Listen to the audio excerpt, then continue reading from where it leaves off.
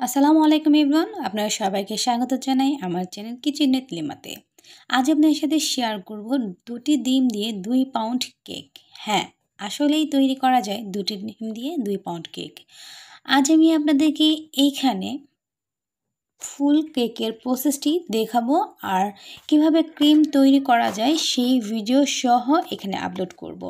Decoration আপনাদের নিজের উপর। আমি এখানে আমার মতো করে খুব সিম্পল ওয়েতে ডেকোরেশন করে নিয়েছি, কারণ আমি বেশিরভাগ সময় সিম্পল কাজ করতে বেশি ভালোবাসি, এই জন্য সিম্পলভাবে করে নিয়েছি। আশা করছি এই সম্পূর্ণ ভিডিওটি আপনাদের ভালো লাগবে এবং ভিডিওটি না টেনে ফুল ভিডিওটি দেখার চেষ্টা করবেন। আমি এখানে নিয়েছি একটি মগ।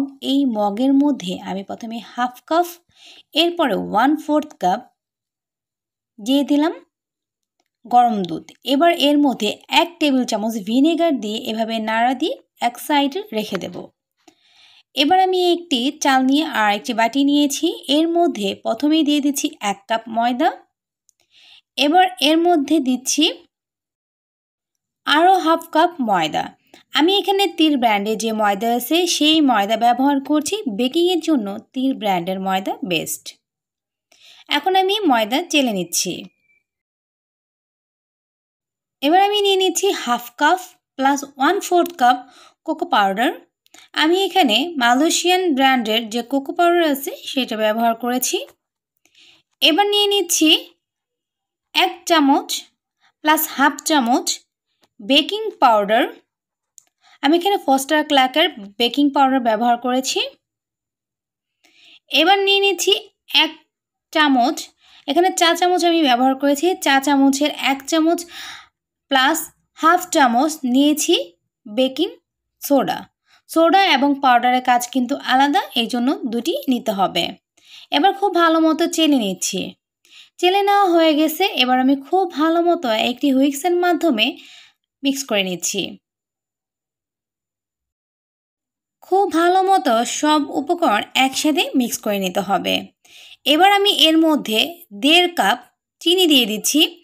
আস্ত দানা চিনি আমি দিয়ে দিচ্ছি, আপনারা চাইলে পাউডার করেও দিয়ে নিতে পারেন। এবার সব চিনি একসাথে আমি এভাবে এই উপকরণের সাথে মিক্স করে নিচ্ছি। এবার এর মধ্যে সেই দুধ দিয়ে দিচ্ছি। সব উপকরণ একসাথে এভাবে মিক্স করে নিচ্ছি। এবার আমি এর মধ্যে অ্যাড করব ডিম। একটি ডিম আমি এখানে দিয়ে দিলাম। রুম টেম্পারেচারে থাকা ডিম আমি এখানে ব্যবহার করেছি। একটি ডিম দেওয়ার পরে আবারও মিক্স করে নিচ্ছি। একটু একটু করে ডিম দেব আর একটু একটু করে মিক্স করব। এবার আমি আরও একটি ডিম এখানে দিয়ে দিচ্ছি। আমি মাঝারি সাইজের 2টি ডিম এখানে ব্যবহার করেছি। আমি আবারও খুব ভালো মতো মিক্স করে নিচ্ছি। ব্যাটারটা কিন্তু যথেষ্ট পরিমাণ পাতলা হবে। ধীরে ধীরে মিক্স করব উপকরণ এবং এই ব্যাটার পাতলা হতে থাকবে। এবার আমি এর মধ্যে অ্যাড করছি হাফ কাপ প্লাস 1/4 কাপ গরম পানি। এবার আমি সব উপকরণ খুব ভালো মতো এভাবে মিক্স করতে থাকবো যতক্ষণ পর্যন্ত ব্যাটার একদম পারফেক্টভাবে না হয়ে যাবে, ততক্ষণ পর্যন্ত আমি অনবরত এভাবে নাড়তে থাকবো। এখানে কোনো ধরনের বাবলস থাকবে না, পাতলা একটি লিকুইড তৈরি হবে। এর মধ্যে এবার দিয়ে দিচ্ছি আমি 1/4 কাপ তেল। আমি এখানে সয়াবিন তেল দিয়েছি। এবার আমি দিয়ে দিচ্ছি ভ্যানিলা এসেন্স 1 চা চামচ। এবার খুব ভালো মতো আমি এখানে এভাবে করে মিক্স করে নিচ্ছি। দেখুন ধীরে ধীরে কিন্তু এই লিকুইড মিক্স হয়ে পাতলা হয়ে যাচ্ছে এবং ভেতরও কিন্তু কোনো দলা দলা নেই। এভাবে করে আমি মিক্স করতে থাকবো একদম লিকুইড যতক্ষণ পর্যন্ত না হবে। দেখুন পারফেক্ট একটি পাতলা লিকুইড কিন্তু তৈরি হয়ে গেছে। এবার আমি একটি মোল্ড নিয়েছি 8 ইঞ্চি। এর মধ্যে তেল ব্রাশ করে কোকো পাউডার ব্রাশ করে নিয়েছি। উপর থেকে আমি এখন এই সম্পূর্ণ ব্যাটার এর মধ্যে ঢেলে দেব। অবশ্যই উপর থেকে ঢালতে হবে, এতে করে বিভিন্ন ধরনের যে এয়ার বাবলস ভেতরে তৈরি হয় তা কম তৈরি হবে। আমি এখানে সবটুকু ব্যাটার নিয়ে নিয়েছি। এবার আমি ট্যাপ করে নেব। অবশ্যই ফ্লাপ এবং ট্যাপ করে নেবেন, কারণ ভেতরে বাকি যে এয়ার বাবলস থাকে সেই সবগুলো বের হয়ে যাবে। এতে করে আপনার কেকের ভেতরে ছিদ্র হবে না এবং কেকটা পারফেক্টভাবে ফুলে উঠবে। আপনারা যদি চান তাহলে ওভেনে বেক করতে পারেন, যদি চান তাহলে চুলাতে বেক করতে পারেন। চুলাতে একদম মিডিয়াম লো হিটে বেক করতে পারেন, আর ওভেনে করলে 170 ডিগ্রি সেলসিয়াসে বেক করবেন। আমার এই কেকটি বেক করতে টোটাল সময় লেগেছে 40 মিনিট। 40 মিনিট পরে আমি বের করে নিয়েছি। এবার একটি কাঠির সাহায্যে এভাবে চেক করে নিলাম।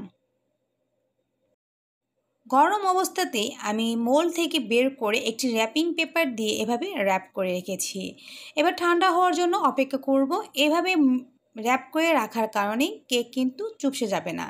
কেক কিন্তু আপনারা দেখতেই পাচ্ছেন যথেষ্ট পরিমাণ নরম, তুলতুলে কিন্তু হয়েছে। দেখুন যথেষ্ট পরিমাণ কিন্তু নরম হয়েছে। আমি এখানে ফ্ল্যাট একটি কেক তৈরি করব। আপনারা যদি হাই বেশি চান তাহলে অবশ্যই 7 ইঞ্চি মোল্ডে ব্যবহার করবেন, তাহলে কেকটি উঁচু হবে। এবার আমি ঠান্ডা হওয়ার জন্য অপেক্ষা করছি, আর এই ফাঁকে আমি ক্রিম তৈরি করে নিচ্ছি। এই ফুল একটি কেক ডেকোরেশন করতে আমার লাগছে 1 কাপ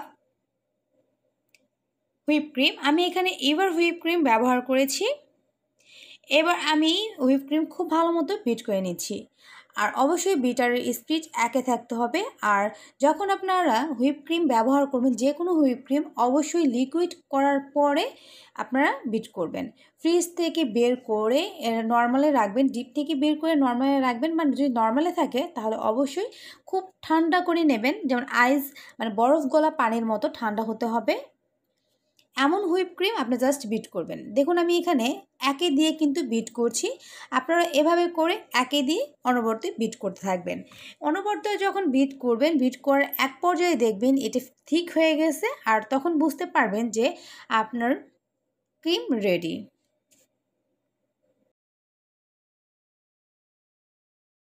এই যে ডিমের ম্যারাঙের মতো না যে একদিকে ঘোরাতে হবে, আপনি আপনার মতো করে ঘোরাতে থাকবেন এবং মাঝে মাঝে স্প্যাচুলা দিয়ে সাইডে যে ক্রিম আছে তা মাঝে নিয়ে আসবেন।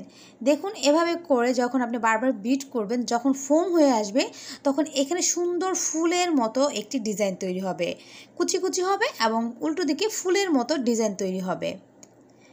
ব্যাস, আপনি যদি আমার ক্রিম রেডি হয়ে গেছে। এবার আপনি যে কোনো ধরনের এসেন্স ইউজ করতে পারেন। আমি এখান থেকে অল্প একটু পরিমাণ ক্রিম আগেই তুলে রেখেছি, কারণ সাদা আমি একটু ফুলের ডেকোরেশন করব সেজন্য। এবার এর মধ্যে আমি হাফ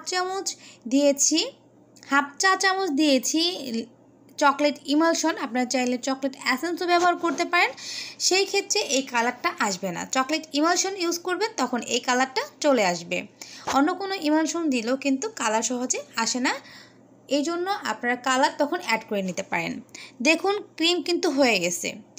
এবার আমি একটি কেক বোর্ড নিয়েছি, এর মধ্যে অল্প একটু ক্রিম এভাবে দিয়ে নিলাম। এবার এর মধ্যে একটি স্লাইস কেক আমি দিয়ে নিচ্ছি।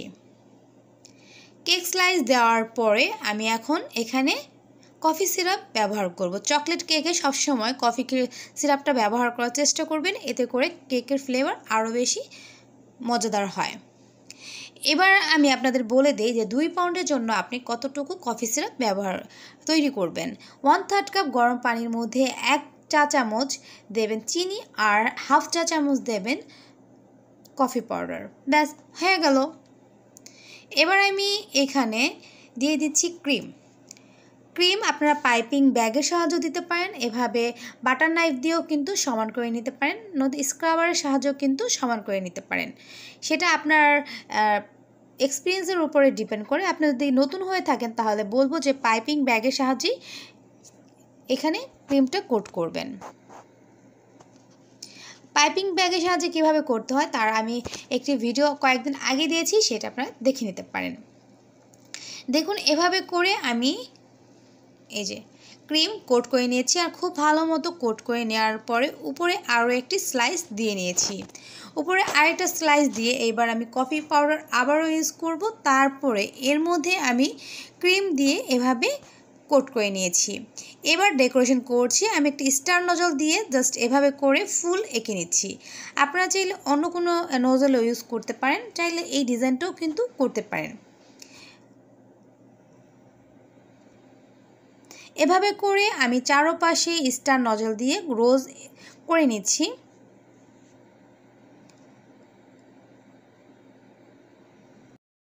সম্পূর্ণ কেকে আমি ফুল তৈরি করে নিয়েছি। এবার আমি ছোট স্টার নজল দিয়ে এভাবে করে ছোট ছোট ফুল করে নিচ্ছি। এতে করে চকলেটের উপরে সাদা একটি ফুল হবে আর দেখতে মনে হবে যে স্নোর মতো। আমি আমার নিজের মতো করে ডিজাইনটা তৈরি করে নিয়েছি। আপনারা আপনাদের নিজের ইচ্ছে মতো ডিজাইন করে নিতে পারেন।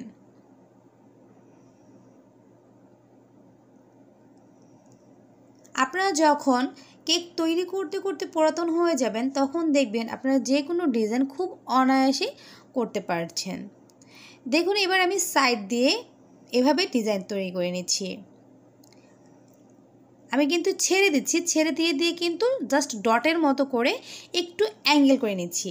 আমি সোজা করে তৈরি করেছি উপরের ফুলগুলো, আর এবার একটু বাঁকা করে আমি নিচের ফুলগুলো তৈরি করছি। একটু ছেড়ে দিয়ে কিন্তু আমি আবার এভাবে করে নিচের যে ডিজাইনটা আছে এই নিচের ডিজাইনটা আমি করে নিচ্ছি। এভাবে করে সম্পূর্ণটা করে নিয়েছি। ব্যাস হয়ে গেল একটি কেক। আশা করছি আপনাদের এই রেসিপিটি ভালো লাগছে। ভালো লাগলে অবশ্যই আমার এই চ্যানেলে লাইক কমেন্ট দিয়ে সাথেই থাকবেন। সেই সাথে কমেন্ট করে জানাবেন যে আপনারা আর কী ধরনের ভিডিও চান, আমি সেই ধরনের ভিডিও করার চেষ্টা করব। আজ এই পর্যন্ত। আপনারা সবাই ভালো থাকবেন, সুস্থ থাকবেন। আল্লাহ হাফেজ।